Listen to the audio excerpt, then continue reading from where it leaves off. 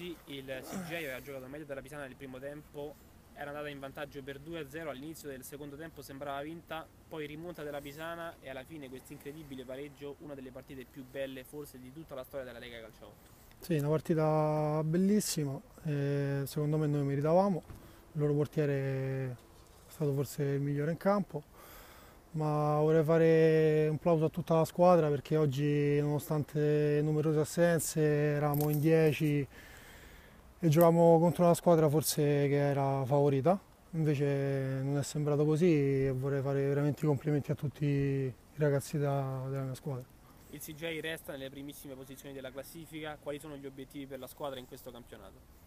Gli obiettivi sono tanto di fare un buon campionato, di stare su e poi giocarsela fino alla fine, anche perché abbiamo iniziato a incontrare le squadre, quella di oggi forse è la squadra più attrezzata secondo me, che piano piano farà più quadrato e sono sicuro che farà un ottimo campionato, ma a questo punto penso che ce la giochiamo con tutti, poi il campionato è lungo e vediamo.